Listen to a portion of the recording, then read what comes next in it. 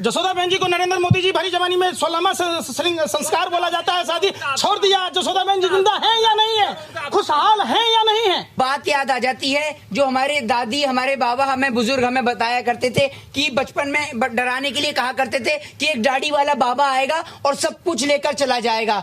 क्या पता था कि उस दाढ़ी वाले बाबा के दर्शन हमें आज होंगे। कर मानिए कि चाइना ने हमारे देश के 20 जवानों को छुआ है। गलती से अगर एक गाय को छू देते तो उत्तर प्रदेश के गैंगस्टर बाबा न जाने क्या कर देते।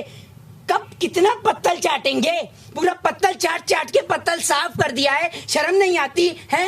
वो छेदीलाल बाबा पूरी अर्थव्यवस्था में छेद कर चुका है। बिहार में हर साल बाढ़ आती है। 15 साल से निकम्मे निकारे निठल्ले लोग, निर्लज बेशर्म लोग, नमक हराम नमक हलाल लोग शासन सत्ता में हैं। उसी बिहार में एम्बुलेंस की कमी के कारण बच्चे की मौत हो जाती है। कि इस बार हर हर मोदी करते हुए कहते हुए घर आ रहे हैं एसबीआई के 30,000 कर्मचारी। सब्सक्राइब करें जनता की आवाज आप तक को और बेल आइकन को दबाएं और पाएं सबसे पहले न्यूज। बेरोजगारी की लहर है, देश की गिरती इकोनॉमी की लहर है, देश के अंदर बहन बेटियों के साथ हो रहे बलात्कार की लहर है, या इस बात की लहर है कि एक गर्भवती पत्नी सड़क पे अपने बच्चों को जन्म दे देती है। मुझे भी तो बताइए किस बात की लहर है। जी आप बिहार से आए हैं, कैसे देख रहे हैं, क्या माहौल आपको दिखाई दे रहा है? कहा जा रहा है कि बिहार में बीजेपी की जो लहर है वो दिन प्रतिदिन तेज होती जा रही है और जो महागठबंधन है वो कमजोर हो रहा है।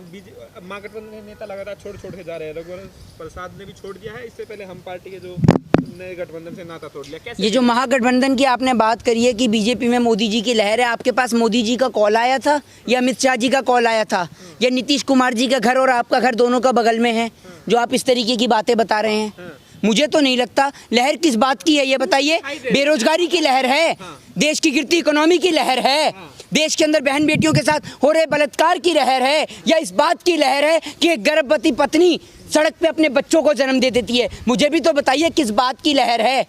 ये मोदी जी के पैसे की लहर है कि जिस पैसे के खातिर अंबानी अडानी लाखों करोड़ों रुपया उस वोट कटुआ पार्टी को बांटने में लगे हुए हैं, जिससे वोट कटेगा और बीजेपी को वोट मिलेगा, इस बात की लहर है। क्योंकि बिहार के अंदर अगर महागठबंधन के नेता छोड़ कर जा रहे हैं तो ये मजबूती तो नहीं है महागठबंधन के अंदर। आपने ये तो पूछा नहीं, आपने ये प्रश्न तो मुझसे करा नहीं कि भैया तनाव तो पूछे जाएंगे। हाँ, आपसे पूछ के मैं बता रहा हूँ, एक मिनट। आपने ये तो बताया नहीं मुझे कि तनाव तो एलएनजेपी के बीच में और बीजेपी के बीच में भी है, रामविलास पासवान के बीच में, जदयू के बीच में और बीजेपी के बीच में भी है। ये तो आपने नहीं बताया। ये तो इस देश के पत्तल चाट पत्रकार भी दिखा रहे हैं, पर आप नहीं बता रहे ये प्रश्न का जवाब।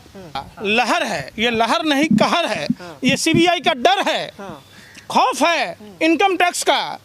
जो आपने बात की नीतीश कुमार की, ये सृजन घोटाला, बालू घोटाला, गिट्टी घोटाला, अलकतरा घोटाला, मुजफ्फरपुर शल्टर कांड का कहर है। जिस सीबीआई के डर से, इनकम टैक्स के डर से जीतन राम मांझी और भी दल के नेता अपने को महफूज करने के लिए माँ पतित पावनी गंगा को भी फेल इन्होंने कर दिया कि जितने अपराधी हैं, जितने बलात्कारी हैं, भाजपा में जाते हैं और पाक साफ हो जाते हैं। आपने लहर की बात की, ये कहर है भाजपा का। 15 साल से शासन सत्ता में है बिहार में, वहाँ माँ बहन बेटियों की इज्जत आबरू सुरक्षित नहीं है। आप पटना में कभी आप ग्राउंड रिपोर्ट करके देखिए अगर हिम्मत है तो। और हम सभी पत्रकारों को कहते हैं माँ का दूध पिया है, तो आप पटना का स्थिति देख लीजिएगा, पूरे बिहार की स्थिति आपको पता चल जाएगी। घर में बैठ कर कहता है ड्रग दो, ड्रग दो, ड्रग दो। बिहार की जनता कहती है रोजगार दो, रोजगार दो, रोजगार दो। पेट की आग मिटाओ, पेट की आग मिटाओ, हमारे आने वाली पीढ़ी को बचाओ। हमारे आने वाली पीढ़ी बर्बाद हो रही है, उसकी बात करो। बिहार में हर साल बाढ़ आती है। 15 साल से निकम्मे निकारे निठल्ले लोग, निर्लज बेशर्म लोग, नमक हराम नमक हलाल लोग शासन सत्ता में हैं। उसी बिहार में एम्बुलेंस की कमी के कारण बच्चे की मौत हो जाती है। ये सब एक्ट ऑफ गॉड आता है पंकज जी, ये सब एक्ट ऑफ गॉड है, तो इसमें सरकार का क्या लेना देना? ये एक्ट ऑफ गॉड नहीं है, एक्ट ऑफ फ्रॉड है। आप समझिए, समझना होगा। आप भगवान भरोसे हर चीज़ को नहीं छोड़ सकते। आपके इतने विधायक हैं, आपके इतने सांसद हैं, एक एक एम्बुलेंस दिया होता तो बिहार में एम्बुलेंस की कमी के कारण बच्चों की मौत नहीं होती। ये एक्ट ऑफ फ्रॉड है। आप नहर परियोजना लागू किए होते, आप बिहार के नदियों पर डैम बनाए होते, अगर नदियों पर कोसी, कमला, गंडक, बागमती, महानंदा नदियों पर डैम बनाए होते तो बिहार में बाढ़ नहीं आती। जो बिहार के लोग, सुनिए, टाइम में जो बेड़ा फिर वही बात, लालू यादव पर आप दोष रोपण करके बिहार को बदनाम करके ही तो 15 साल से शासन सत्ता में हैं।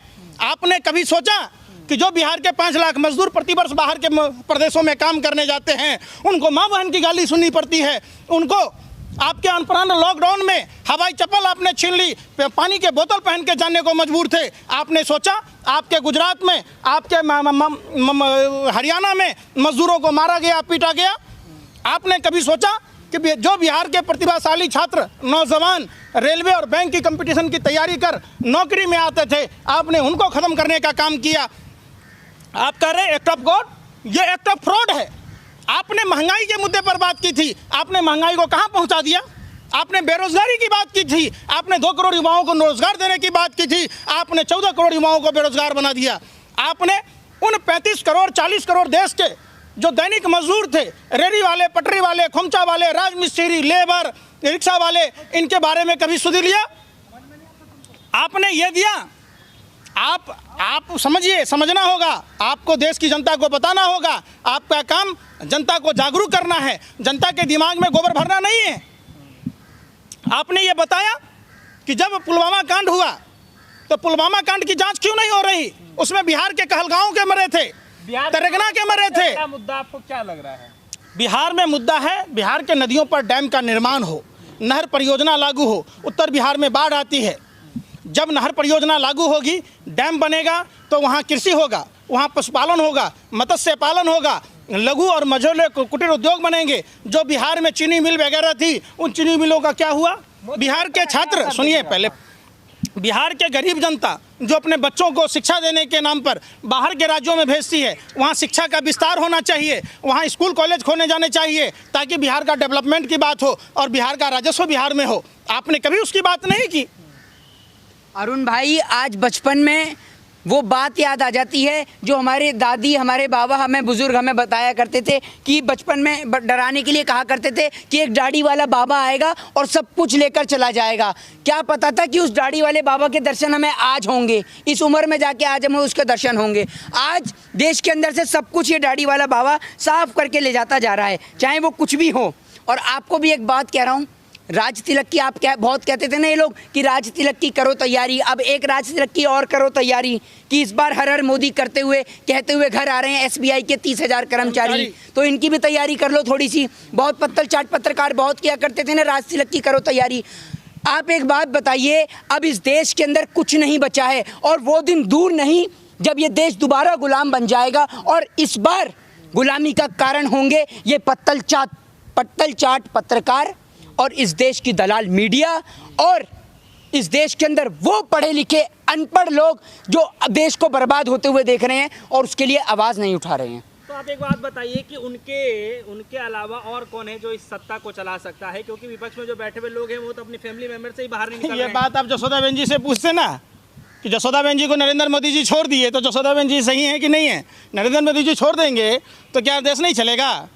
ये सब देखिए, आप लोग जो प्रयास कर रहे हैं, कुंठित प्रयास लोगों को बरगलाने का, ये काम छोड़ दीजिए। हम लोग नहीं कर रहे हैं सर, हम लोग नहीं बिल्कुल कर रहे हैं। जसोदा बहन जी को नरेंद्र मोदी जी भरी जवानी में 16वां संस्कार बोला जाता है, शादी छोड़ दिया। जसोदा बहन जी जिंदा है या नहीं है, खुशहाल है या नहीं है, कैसे मैटर हो सकता है?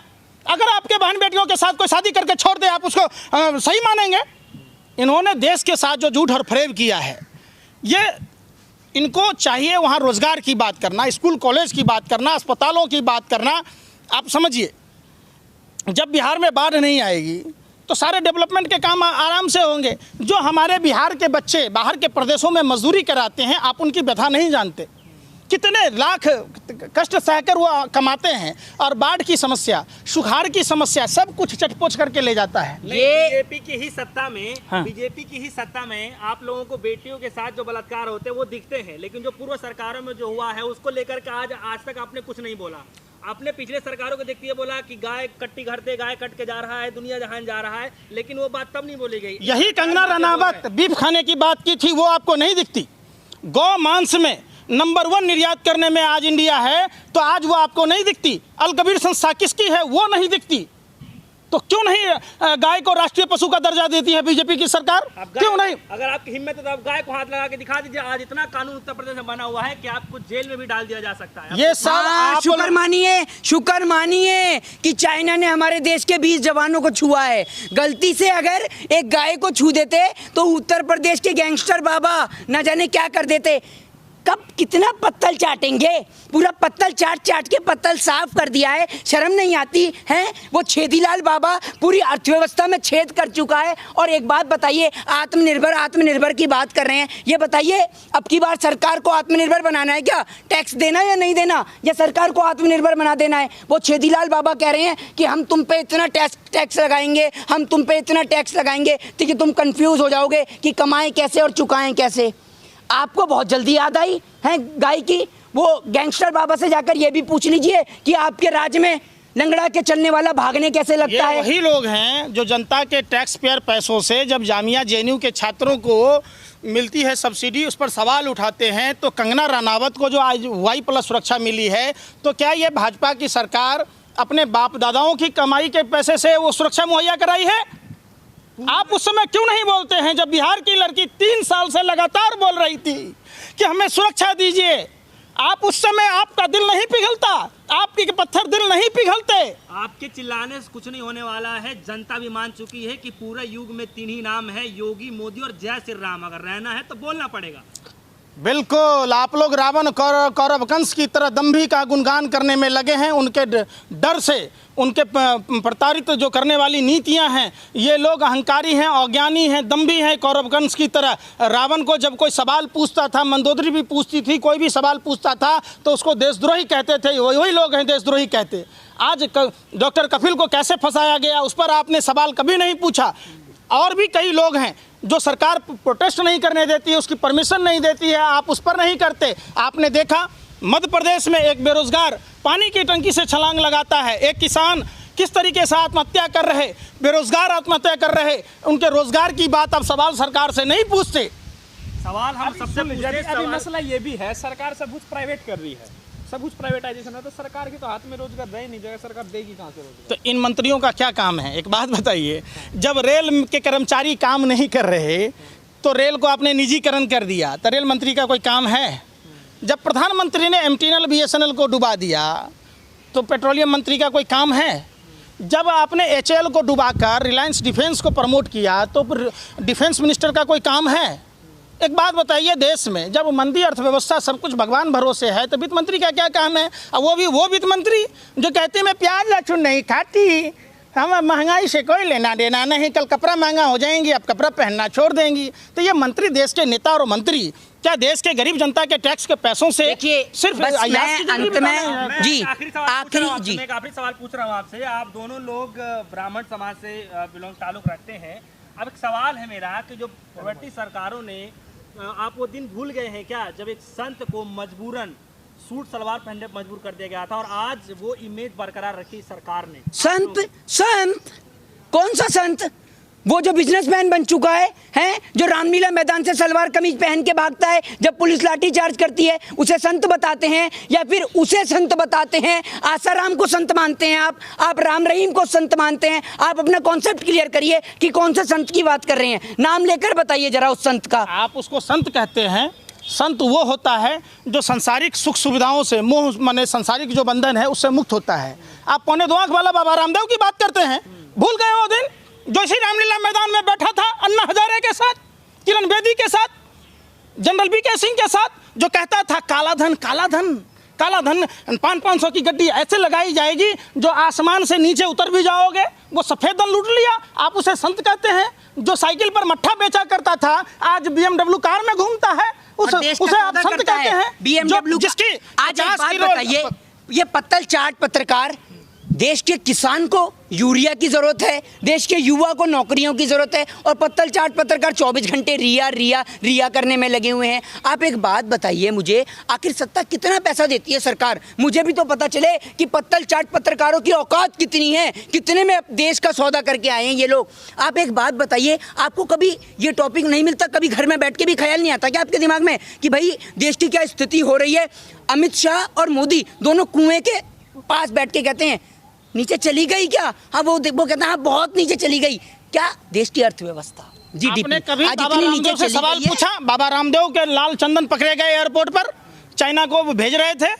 बाबा रामदेव जिन मुद्दों पर, महंगाई के मुद्दे पर, रोजगार के मुद्दे पर, जो रजत शर्मा के शो में बच्चों से पूछता है आपको 35 रुपए पेट्रोल चाहिए, तेरे घर में बनना है 35 रुपए पेट्रोल, जब तू सब कुछ पतंजलि में बना रहा है तो पतंजलि का पेट्रोल क्यों नहीं बना देता? बना दे पतंजलि का पेट्रोल। बीच में आ जाता है।